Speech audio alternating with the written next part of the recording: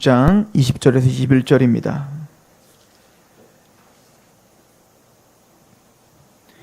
디모데전서 6장 20절에서 21절까지 말씀입니다.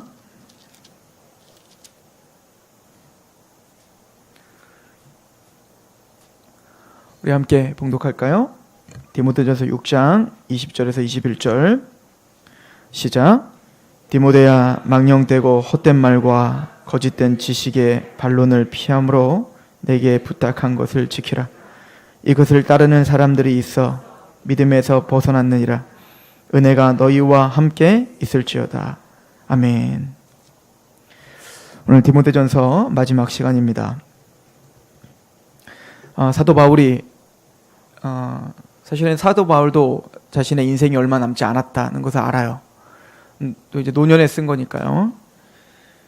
이제 자신의 사역을 다 인수인계해야 될 상황이 이제 조금씩 온다는 것도 압니다. 그래서 젊은 목회자였던 디모데에게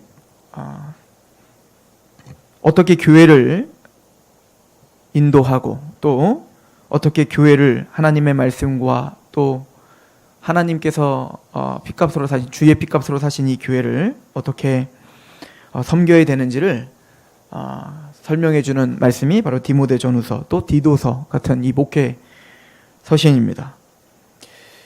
사도 바울은 그 디모데에게 교회를 위해서 내가 너에게 부탁한다 라고 이야기를 하고 있어요. 이 이야기는 단순히 디모데에게만 뿐만 아니라 저에게 하는 말씀이겠죠. 또 우리에게 하는 말씀이겠죠.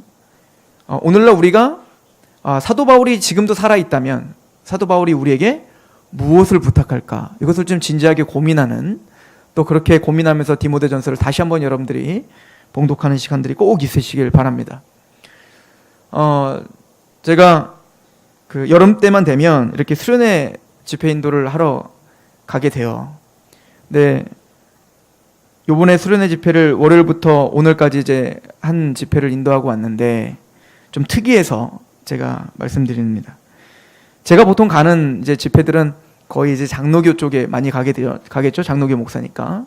근데 요번에는 하여튼 어떻게 돼가지고 순복음 쪽을 가게 됐어요. 저를 왜 불렀는지 모르겠지만, 근데 그 목사님이 저한테 3가지를 부탁하더라고요. 요번 수련회 때 목적이 있대요. 목사님이 해줘야 되는 게 있는데, 첫 번째는 불 받아야 되고, 두 번째는 방언 받아야 되고, 세 번째는 뭐 받으라고 그랬더라?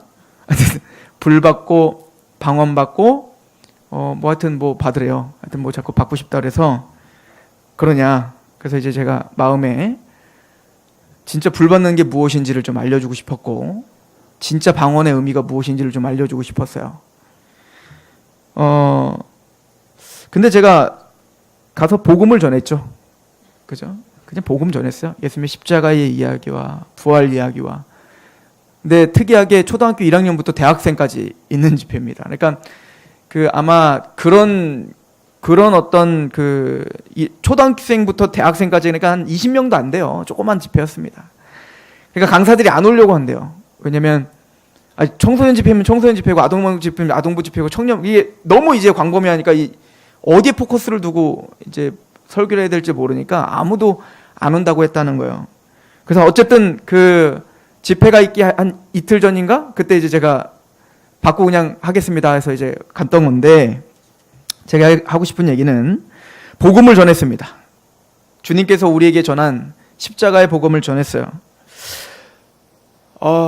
근데 그런 노이로지가 좀 있으신 것 같아요. 오랜만에 그런 집회를 제가 좀 참여해 보니까, 저도 20년 동안 그런 집회를 맨날 참여해 봤지 않겠어요? 그 순복음처럼 불로불로 하는 집회를 20년 동안 아동부 때 내내, 청소년 내내, 청년 때까지, 제가 대학교 1학년 때까지 뭐 그런 집회 또 스텝까지 제가 했었으니까, 그런 집회를 제가 이제 오랜만에 이제 참석을 해보면서 어떤 생각이 들었냐면, 이분은 좀 노이로제가 좀 있는 것 같다, 이 생각이 드는 거예요. 그러니까 모든 포커스는 방언 받아라야, 모든 포커스는 성령 받아라야, 모든 포커스는 막 불 받고 막 쓰러지고 엎어지라는 거야.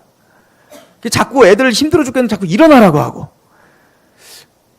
그리고 기도를 하는데, 이제 제가 설교를 1시간 반, 1시간 10분, 20분 이렇게 설교를 하고, 이제 조용히 기도를 시켜놓고 나왔는데, 기도를 시키는데 보시니까 계속 불만이에요. 성경 설교랑 전혀 상관없어요. 설교를 무슨 설교를 했든 설교에서 어떤 내용이 있었든 저는 그러다 무슨 생각이 들었냐면, 얘는 설교한 거 다 까먹겠다. 그리고는 오늘 너희들 방언 안 받은 사람은 오늘 기도 안 하는 사람 밤새도록 기도하고 내일 밥 안 줄 거고, 아니면 협박을 하더라고요. 왜 이렇게 치사하게 밥 갖고 이렇게 협박을 해요? 오늘 잘 생각하지 말라는 거예요. 불 받을 때까지 너희들 자지 말라는 거예요. 저는 그래서 조용히 나왔습니다. 자고 싶어서. 여러분, 기도를 오래 하고 기도를 열정적으로 하는 게 나쁜 건 아니에요.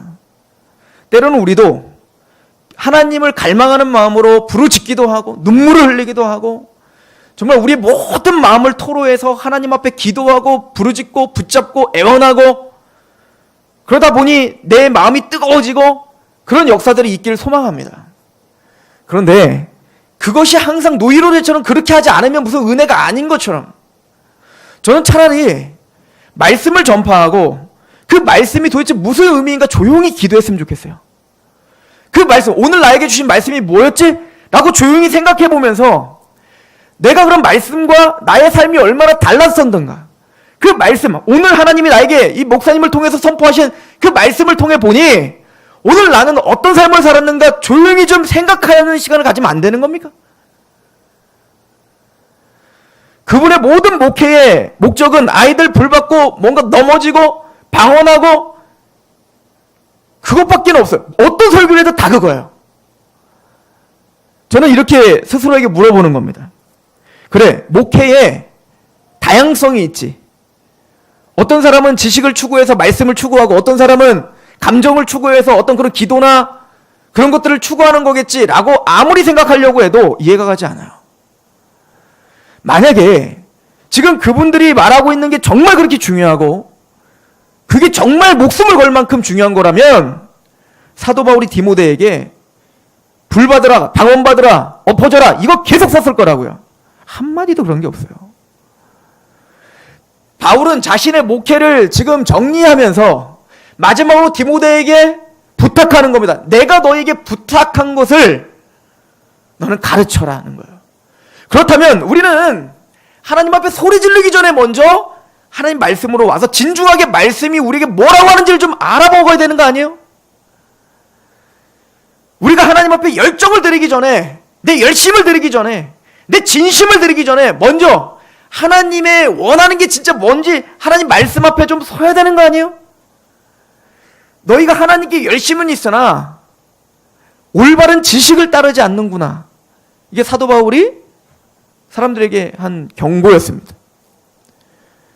우리에겐 열심이 있어요. 그 열심을 뭐라는 건 아니에요. 열심 있는 게 우리가 대로 회개해야죠. 그럼 우리도 그런 열심이라도 있어야지. 그럼 회개는 해야 되지만, 그러나 그 열심은 있으나 바른 지식을 따르지 않는다면 그건 다 맞짱 헛겁니다. 사도 바울이 디모데전서 전체를 통해서 우리에게 어떤 걸 부탁했는지를 오늘 디모데전서를 전체를 좀 훑으면서 간단하게 상고할 겁니다. 첫 번째로 디모데에게 사도 바울이 그 목회에 있어서 생명을 걸고 네가 정말 최선을 다하여 그 목회에 중점을 둬야 될 게 무엇인지, 내가 너에게 부탁한 것이 무엇인지를 디모데에게 설명합니다. 첫 번째는 바로 망령되고 헛된 말과 거짓된 지식의 반론을 피하라는 겁니다. 성경이 아닌 이야기들, 진리가 아닌 이야기들로 인하여 에너지를 소비하지 말라는 거예요. 그 얘기는 반대로 무슨 얘기예요? 하나님의 말씀을 집착하라는 겁니다. 아버지께서 우리에게 주신, 계시로 주신 하나님의 말씀을 통해서 아버지가 누구신지, 아버지의 마음이 무엇인지를 알아. 그 말씀을 부지런히 가르쳐라. 이것이 디모데에게 첫 번째 준 명령이에요. 부탁이었어요. 디모데전서 1장 3절부터 그래서 이렇게 말하죠. 내가 마게도냐로 갈 때에 너희를 권하여 에베소에 머물러 한 것은 어떤 사람들을 명하여 다른 교훈을 가르치지 말며 신하와 끝없는 족보에 몰두하지 말게 하려 함이라. 이런 것은 믿음 안에 있는 하나님의 경륜을 이름보다 도리어 변론을 내는 것이라. 이 교훈의 목적은 청결한 마음과 선한 양심과 거짓이 없는 믿음에서 나오는 사랑이거늘 사람들이 이에서 벗어나 헛된 말에 빠져 율법의 선생이 되어 되려 하나 자기가 말하는 것이나 자기가 확정하는 것도 깨닫지 못하는도다. 이 사람들 거짓 그리스도들 거짓 선생들의 특징은 자신들이 무슨 말 하는지도 깨닫지를 못하는 거예요. 무지한 겁니다. 그 사람들은 하나님의 말씀에 무지합니다. 하나님의 말씀이 어떤 뜻인지에 대한 무지함이 있어요. 그리고는 그 사람들은 성경이 아닌 다른 잡다한 신화와 여러 가지 헛된 말들에 집착하는 겁니다. 그 신화와 헛된 말들은 두 가지로 우리는 요약을 해요. 하나는 뭐냐면 그 당시에 그리스 철학들, 또 그 당시 그리스도 신화들 있죠. 그리스 신화. 그런 어떤 성경이 아닌 그런 어떤 미신적인 신화들이 있었다고요. 그 당시에 유행하던 어떤 신화들이에요. 또한 더 나아가서 유대인들은 유대인들만의 또 신화들이 있다고요. 족보에 창념하는 거. 그죠? 복음이 아니라 예수 그리스도의 복음, 그 복음을 통해서 드러난 하나님의 진리의 정수에 집착하는 게 아니라 그 잡다한 나는 아브라함의 자손이네 누구네 아니네 이런 것들을 따지는 거죠. 그들은 자신들이 가르치면서도 그 가르침이 무엇인지조차 깨닫지를 못하는 거예요. 왜? 성경이 무지하니까요. 그래서 사도 바울은 디모데에게 제일 먼저 요구했던 게 뭐냐면 너는 다른 교훈을 가르치지 말라 하는 거예요. 그 사람들의 특징은 첫 번째 교만합니다. 아주 교만해요.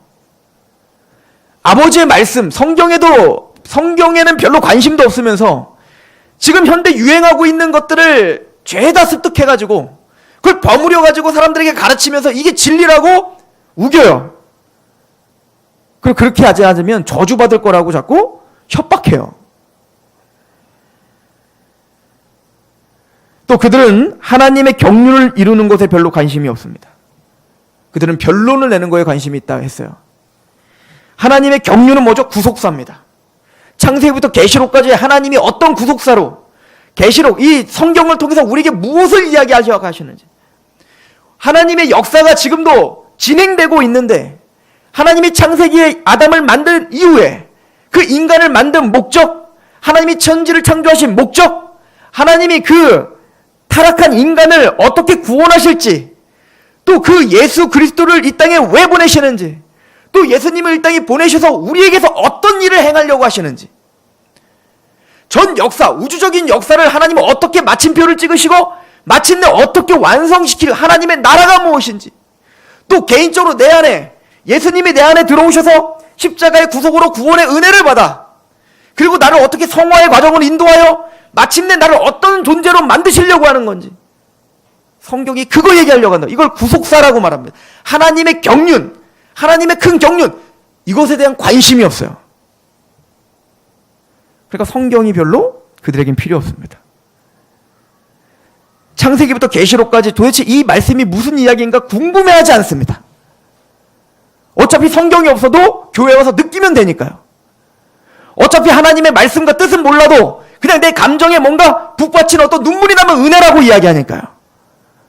성경을 아는 것, 하나님의 경륜을 이해하는 것 전혀 관심이 없어요. 그럼 그들은 교만하여 변론하려고 합니다. 사도 바울은 이거에 대한 철저한 경계를 하고 있는 겁니다.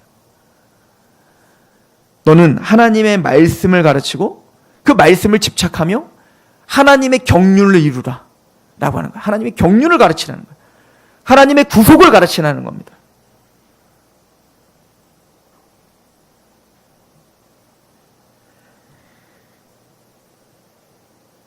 또한 사도 바울은 디모데전서 6장 20절을 보면 오늘 본문이죠. 디모데야 망령되고 헛된 말과 거짓된 지식의 반론을 피함으로 내게 부탁한 것을 지키라 라고 말했어요. 그건 무슨 얘기죠? 다른 말로 말하면 내가 너에게 부탁한 걸 지키라 라고 했다고요. 이 얘기는 뭐예요? 사도적 가르침이에요. 사도가 부탁한 게 있다고요.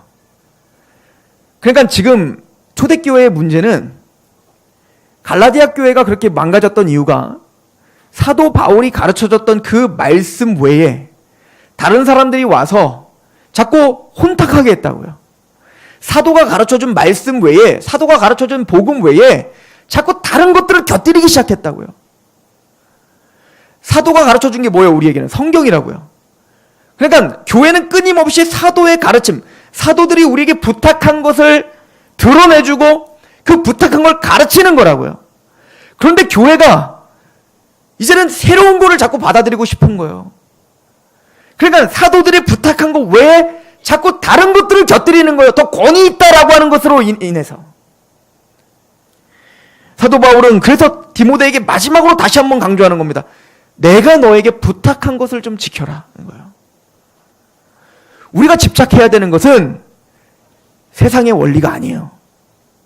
제가 학부 다닐 때까지만 해도 신학교에서 이슈가 뭐였냐면 교회 성장학이었습니다. 교회 성장학.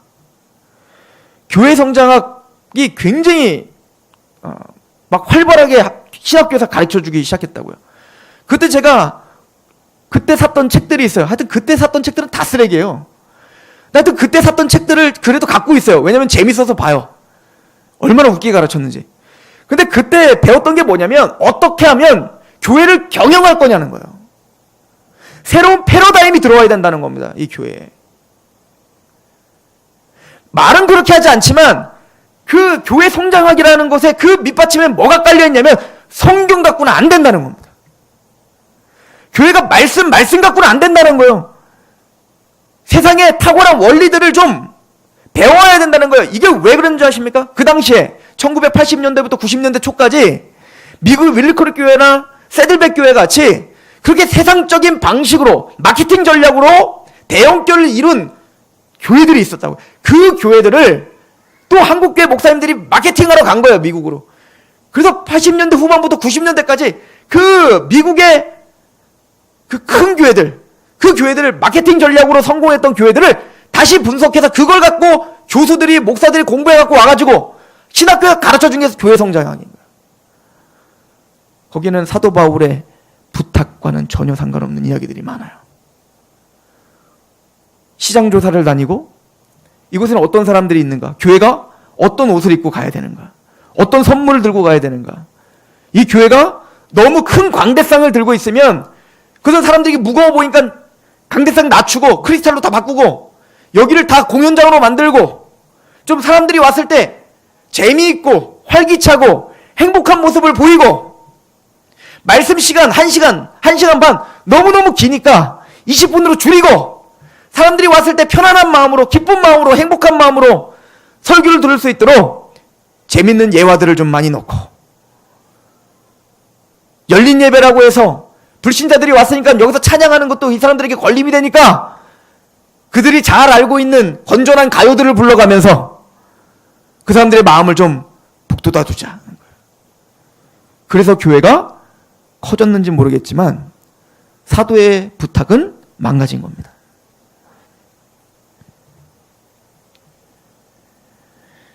사도 바울은 디모데에게 마지막 편지를 마치면서 너는 내가 부탁한 것을 내가 너에게 가르친 것, 그 부탁한 것을 가르치고 지키라 라고 우리에게 말씀을 합니다. 우리 디모데전서 2장을 한번 보시겠습니까? 디모데전서 2장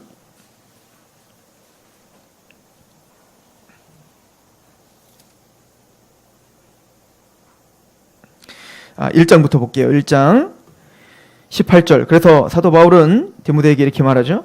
아들 디모데야, 내가 내게 이 교훈으로서 명하노니 전에 너를 지도한 예언을 따라 그것으로 선한 싸움을 싸우며 믿음과 착한 양심을 가지라. 어떤 이들은 이 양심을 버렸고 그 믿음에 관하여는 파선하였느니라.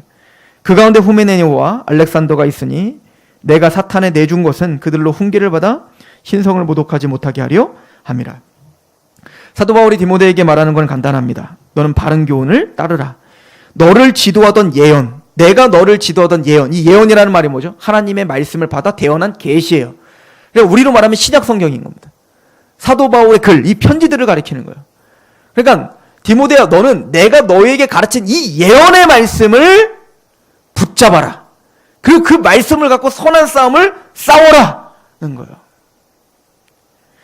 두 번째는 디모데에게 사도 바울은 말씀을 부탁할 뿐만 아니라 두 번째는 기도를 부탁했습니다. 맞아요. 사도 바울에게 사도 바울은 디모데에게 이 교회를 위해서 너는 기도해라 라고 이야기합니다. 이게 디모데전서 2장 1절입니다. 그러므로 내가 첫째로 고난오니 모든 사람을 위하여 간구와 기도와 도구로 감사를 하되 임금들과 높은 지위에 있는 모든 사람을 위하여 하라. 이는 우리가 모든 경건과 단정함으로 고요하고 평안한 생활을 하려 함이라. 왜 기도해야 될까요? 그 사도적 가르침을 평안한 중에 가르칠 수 있고 들을 수 있게 하기 위함인 거예요. 여러분들 우리의 삶이 힘이 들고 고단하면 물론 우리는 그 고난을 통해서 우리는 하나님을 배울 수 있습니다. 더 낮아질 수 있습니다. 우리를 더 겸손케 하시는 하나님의 은총을 바라봅니다. 그게 세상과 우리의 다른 점이죠. 육체가 건강이 무너져서 내 마음이 두려울 때 하나님을 더 찾을 수 있고 하나님 앞에 나의 인생을 돌아볼 수 있는 기회가 되는 건 맞습니다. 재정적인 어려움이 닥쳤을 때 이 돈이 나의 인생의 주인이 아니라 하나님이, 이 돈은 나를 언제든지 배신할 수 있는데 하나님은 나를 배신하지 않는 분이라는 걸 깨닫고 더 겸손하게 하나님을 붙잡을 수 있는 마음이 있을 수는 있어요. 그러나 신앙이 쉽지는 않습니다. 그래서 우리는 일부러 그렇게 어려워질 필요는 없어요. 그래서 사도 바울은 기도하라고 하는 겁니다. 특별히 누굴 위해서 기도하라는 거예요? 높은 위정자들을 위해서 기도하라는 겁니다. 그 당시에 왕과 어떤 나라를 다스리는 자들을 위해서 기도하라는 거 왜죠? 생각해보세요. 이 자유민주주의가 무너지고 북한 정권이 만약에 이 땅을 지배한다면 우리가 정말 이렇게 마음 편안하게 또 하나님을 마음껏 찬양하고 우리가 여러분들 말씀을 배우고 싶을 때 이렇게 마음껏 말씀을 배우고 충만하게 배우고 물론 북한 지하교에 있는 그 성도들이 더 거룩하겠죠. 그러나 그것은 그 과정 가운데 하나님을 찾고자 하는 그 겸손과 그 갈망함으로 그들이 그렇게 하고 있는 거지만 그걸 우리가 부러운 건 아니잖아요. 그렇게 되면 안 되잖아요. 할 수만 있거든 평안한 중에 하나님의 말씀을 배우고 평안한 중에 그 말씀을 추적하며 살면서 하나님의 복을 누리고 하나님의 은총을 누리고 내 자녀들을 마음껏 양육할 수 있는 게 더 축복 아니에요? 그래서 기도하라는 겁니다. 가정을 위해서 기도하고 교회를 위해서 기도하고 내 산업을 위해서 기도하고 그렇게 기도하는 겁니다. 왜요? 평안한 중에 하나님의 말씀을 배우고 내가 성장하기 위함인 거예요. 또한 교회를 위해서 기도해야 되겠죠. 지금 디모데에게 에베소 교회에 가라라고 해서 에베소 교회에 어떤 문제가 벌어졌어요? 거짓 교사들이 와서 또 로마의 정권이 핍박을 하고 밖에서는 로마 정권이 핍박하고 안에서는 이단들이 나타나갖고 성도들이 얼마나 괴롭겠냐고요. 어떤 게 진리야? 어떤 게 진짜야? 그것 때문에 얼마나 힘들겠냐고요. 아, 이게 진짜구나. 이게 사도들의 가르침이구나. 그렇게 마음의 확신을 갖고 그렇게 한 곳만 바라보면 온 성도가 하나 되어 세상을 향해서 걸어가도 힘든 세상인데 교회 안에서 분란이 있으면 얼마나 힘들겠냐고요. 무엇을 의지하며 살겠냐고요. 교회가 평안하지 않은데 어떻게 나의 집이 평안할 수 있겠냐고요. 내 인생이 어떻게 평안하겠냐고요. 그러니까 교회를 위해서 기도하라는 거 아니겠어요? 디모데야, 그러므로 기도하라. 위정자들을 위해서 기도하고 교회를 위해서 기도하라는 거예요. 그리고 또 하나 부탁한 게 있습니다. 디모데야, 기도하고 또 하나는 교회의 직분자들을 제대로 세워라. 디모데 전서에서 그래서 집사에 대한 직분, 장로에 대한 직분, 그런 직분들에 대한 이야기를 하고 있는 거예요. 왜죠? 그래야 교회가 평안하기 때문인 거예요. 저는 그러니까 이번에 우리 정교인 수양회와 또 제가 순복음교회에 가서 집회를 했을 때 아주 극과 극의 집회를 제가 경험하게 된 거죠. 그죠? 고신대학교 이성호 교수님이 와가지고 얼마나 무미건조하게 설교하고 가셨어요. 톤도 똑같아. 이 교수님들의 특징입니다. 전 근데 그게 훨씬 더 제 마음에 묵직하게 남아있어요, 지금. 그런 거예요. 보세요. 우리는 예수 그리스도를 우리의 교회의 머리라고 믿고 있어요. 그리고 우리는 지체라고 믿고 있다고요. 그러면 예수님이 우리 교회의 머리이십니다. 그러면 아멘! 이제 주여 삼창하고 최선을 다해서 하나님께 방언받자 기도합시다. 이게 아니라 예수님이 우리 교회 머리래. 그럼 예수님이 우리 교회 머리라면 우리 교회가 그러면 어떻게 해야 되는 거지? 머리라는 것은 우리를 지배한다는 건데, 우리를 통치한다는 건데, 그럼 이 교회를 어떻게 통치하신다는 거지? 자, 이제부터 기도합시다. 주여, 그러지 말고 잠깐 서서 생각해야 될 거 아니에요. 그럼 성경에서 예수님이 우리 교회의 머리신데, 그럼 머리시라는 의미가 진짜 실제적으로 어떤 거냐고요? 그래서 예수님의 말씀인 이 사도적 가르침을 교회 반석으로 깔아야 되는 거구나. 이 교회는 그래서 주님이 우리의 머리시기 때문에 다른 잡설들이 들어오면 안 되고, 하나님의 말씀, 오직 사도적 가르침만이 이 교회의 반석이 돼야 되네. 왜? 그 사도들은 모두 예수님을 증거했으니까. 그리고 사도적 가르침 위에 우리는 한 기둥을 세워야 되네. 우리는 교리를 계속 가르쳐야 되겠구나.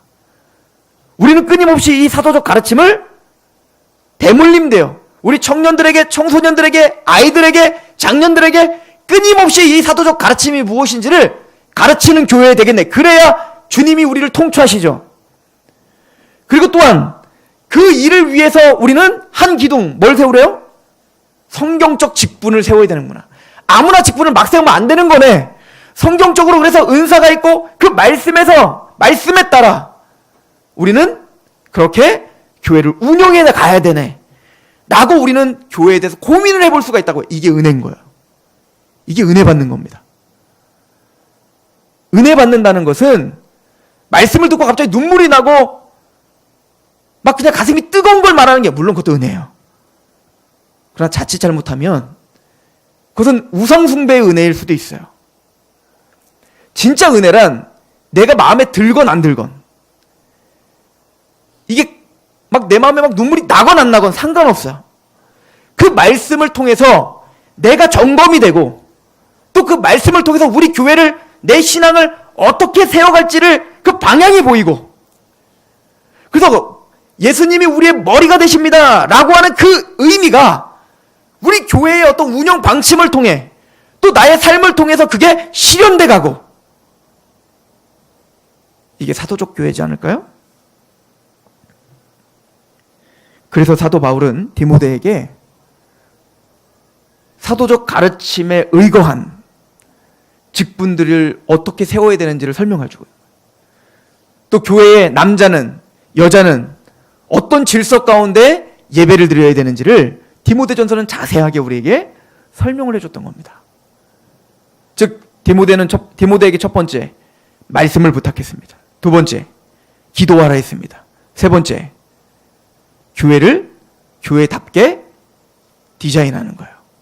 직분들을 제대로 세우고, 또 교회 안에 질서가 잡히고, 말씀을 통해서 말입니다. 사도 바울은 디모데에게 그렇게 부탁을 했습니다. 또 마지막으로 사도 바울이 디모데에게 부탁한 것은 너의 성숙함을 보이라는 겁니다. 말씀을 가르치고 그 성숙함을 보여 모범이 되라는 거죠. 우리 디모데전서 4장 12절입니다.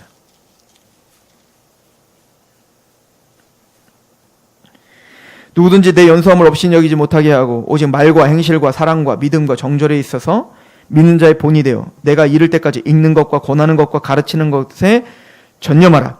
내 속에 있는 은사 곧 장로의 회에서 안수받을 때에 예언을 통하여 받은 것을 가볍게 여기지 말며 이 모든 일에 전심전력하여 너의 성숙함을 모든 사람에게 나타나게 하라. 즉 디모데가 목사 안수를 받을 때 그때 결단하고 결심했던, 또 그때 선포됐던 하나님의 말씀을 경홀히 여기지 말라는 겁니다. 네가 목사 안수 받을 때 어떤 마음으로 받았는지, 네가 목사로서 무엇을 해야 되는지, 저도 목사 안수 받을 때 이렇게 선서를 하거든요. 그 선서했던 내용을 잊지 말아라 라고 가르치는 거예요. 즉 읽는 것, 권하는 것, 가르치는 것, 말씀에 전념하는 거죠. 또 그것뿐만 아니라 말과 행실과 사랑과 믿음과 정절에 있어서 믿는 자들의 본이 되는 거, 이게 마땅히 목회자의 태도다. 더 나아가서 이건 우리 모두의 믿는 자, 바른 믿음을 갖고 있는 자들의 태도다라고 이야기하는 것이죠.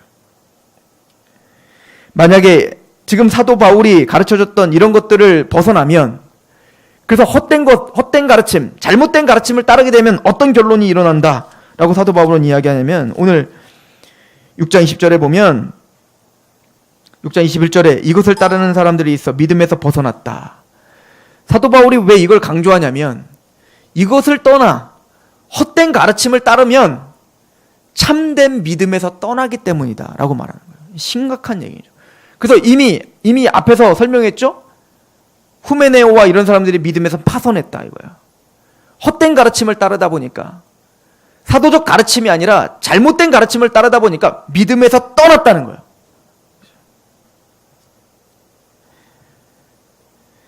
거짓 교훈은 바로 믿음에서 떠나게 하는 악한 것이기 때문에 교회는 그것과 싸워야 되는 겁니다. 그럼 거짓 믿음과 참된 믿음의 다름은 뭘까요? 두 가지로 설명합니다. 첫 번째는 뭐죠? 바른 가르침입니다. 성경에 집착하냐 아니냐 이거예요. 말씀에 기반된 믿음이냐 아니냐, 이것이 첫 번째 거짓 믿음과 참된 믿음의 특징이에요. 믿음은 들음에서 나며 들음은 그리스도의 말씀으로 말미암는 거예요. 두 번째는 열매입니다. 즉 거짓 가르침의 열매들은 교만하게 합니다. 변론을 좋아합니다. 하나님의 경륜을 존중하지 않습니다. 그냥 내 느낌, 내가 지금 하는 거, 내가 뭔가 받는 거, 내가 지금 뭐 하는 거, 여기에만 관심이 있어요. 내가 이만큼 하여 내가 하나님 앞에 뭐 얻어내는 거, 이런 거에만 관심이 있다고요. 참된 믿음은 나에서 벗어나 하나님께로 가는 거예요. 하나님이 무엇을 원하는지, 하나님이 무엇을 지금 요구하시는지, 하나님이 우리에게 어떻게 역사하고 계시는지, 또 그런 바른 믿음은 우리의 삶을 실제적으로 변화시켜요. 이거를 믿음으로 말미암는 사랑이라고 표현하고 있어요. 즉 그 믿음은 사랑의 열매를 낸다는 거예요. 이걸 갈라디아서 5장은 사랑으로 역사하는 믿음이라고 해요. 똑같은 말이에요. 무슨 얘기죠? 하나님의 사랑으로 감격하여 우리 믿음이 생겼어요. 그런데 그 하나님의 사랑으로 감격한 믿음은 반드시 하나님 사랑과 이웃 사랑을 드러냅니다. 그리고 겸손하게 합니다. 이게 참된 바른 복음을 따르는 자들의 특징이다라고 이야기를 합니다. 그럼 그들은 왜 바른 믿음이 아니라, 바른 가르침이 아니라 거짓된 가르침을 따르죠? 에베소서 우리 오늘 말씀에 보면 그들은 바로 미혹의 영, 그 귀신의 영을 따르기 때문이다 라고 디모데전서는 우리에게 가르쳐주고 있어요. 즉 우리가 예수 그리스도의 복음을 따르는 것은 성령님의 은혜로 우리는 복음을 따르고 십자가의 길을 걷는 거예요. 그럼 그 반대로 이 바르지 않은 교훈을 따르는 자들은 바로 미혹의 영과 거짓의 영이 그들을 주도하기 때문이다 라고 성경은 가르치고 있는 것이죠. 우리는 오늘 말씀을 통해서 바른 믿음이 무엇인지를 정리합니다. 첫 번째는 사도적 가르침, 또 그 사도적 가르침에 가지고 하는 기도.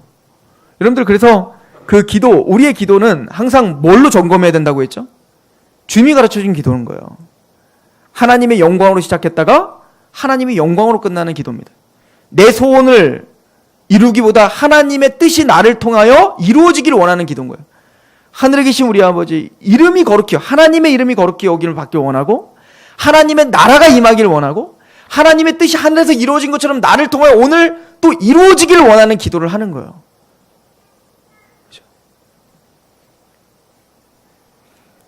또 그 사도적 가르침을 갖고 우리는 우리 교회를 점검하고 바른 직분자들을 세우고 또 바른 교회를 세우기 위하여 우리는 노력하는, 또 개인적으로는 그 바른 믿음을 따라 우리는 하나님을 사랑하고 이웃을 사랑하는, 또 우리의 마음이 청결하고 선한 양심이 있고 우리의 실제적인 삶이 변화되게 하는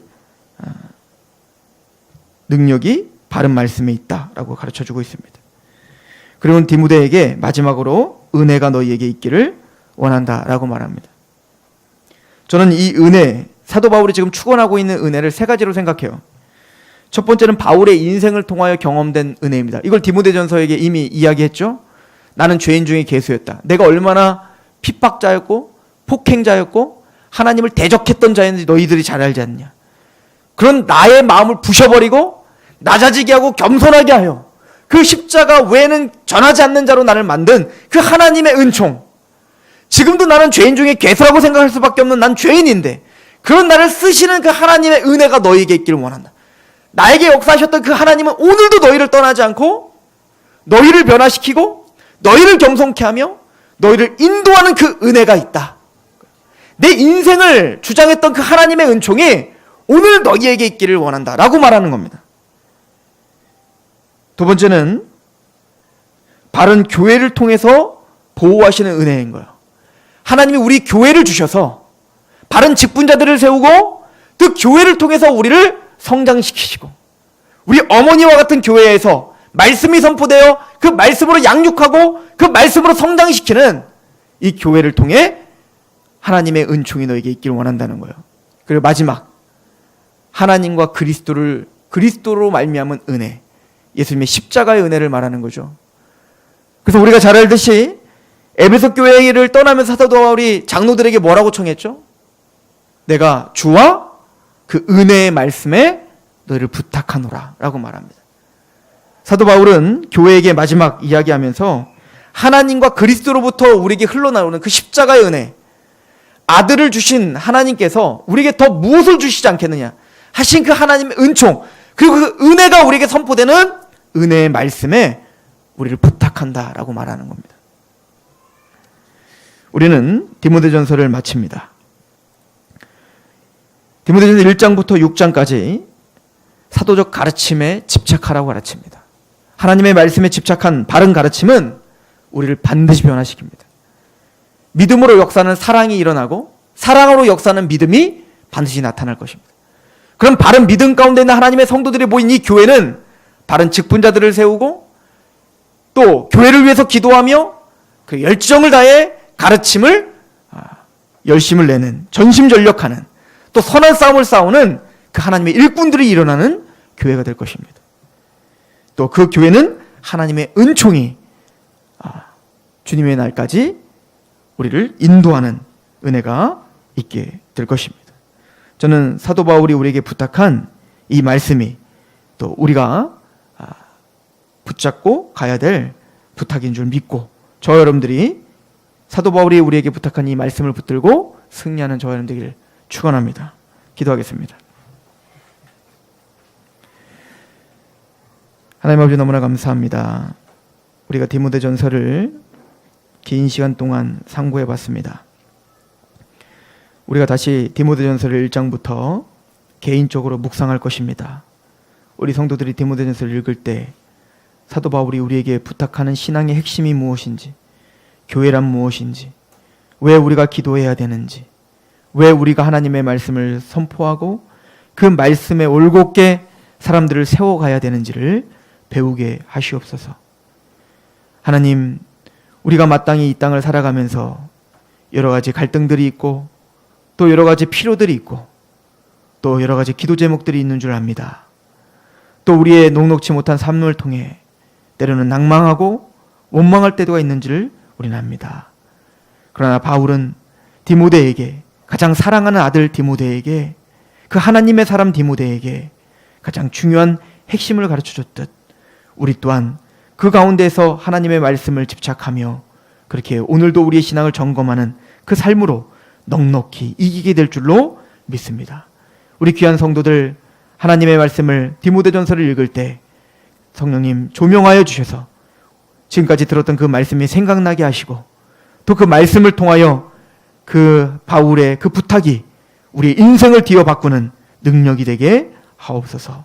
예수 그리스도의 이름으로 감사하며 기도합니다. 아멘. 하나님께 찬양합시다.